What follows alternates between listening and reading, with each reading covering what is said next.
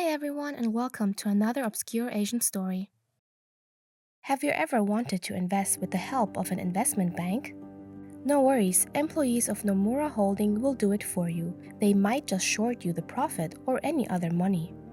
Nomura Holdings is Japan's largest brokerage. They are currently grappling with yet another scandal. The company, which had been showing signs of a turnaround, now finds itself under intense scrutiny as these controversies cast a shadow over its progress.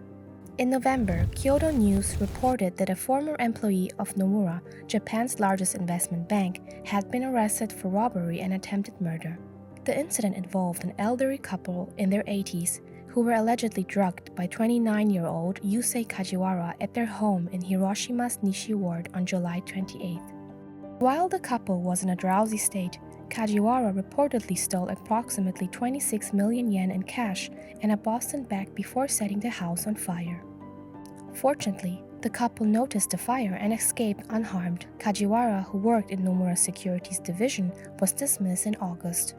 In response, Nomura CEO Kentaro Okuda took accountability by issuing a public apology and voluntarily reducing his salary by 30% for the next 3 months.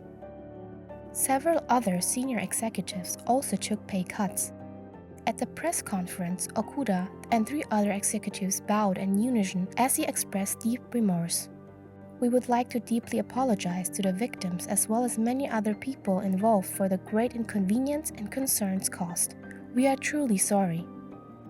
This response reflects Japan's unique corporate culture, where executives are expected to consider the interests of all stakeholders, employees, customers, partners, and the community, rather than focusing solely on shareholders as it is common in the US.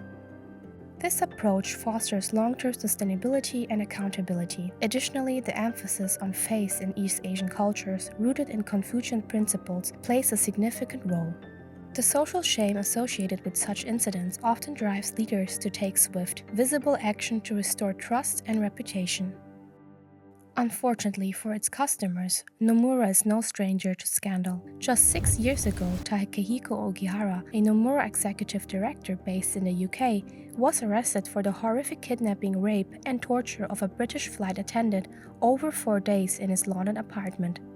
He forced the victim to bow and apologize to him during her ordeal. Ogihara denied the allegations in the court, claiming he couldn't remember the events, but was sentenced to 11 years in a British prison. Later, he was transferred to Japan through a prisoner swap involving another former Nomura employee, British national Edward James Montague-Reed. Both were released early upon repatriation, and the case was conspicuously absent from mainstream Japanese media coverage. Fast forward to today, and Nomura is once again under fire. Despite posting its highest quarterly profit in 4 years, driven by strong performances in wholesale and wealth management, the firm is grappling with a fresh wave of controversies.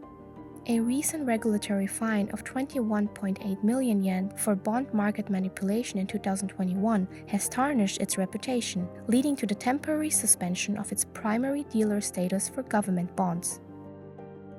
The incident involved a trader using a tactic called layering, where large orders were placed without the intent to execute them, artificially influencing prices. The trader has since left the company, but the fallout has been significant, with at least 10 institutional clients pausing business and others removing Nomura from underwriting deals.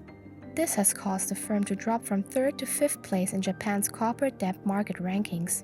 The scandals underscore Nomura's troubled history, which includes data leaks and massive losses from the collapse of Archegos Capital Management. CEO Kentaro Okuda, who has been working to stabilize the firm since taking the helm in 2020, has pledged to strengthen compliance and internal controls.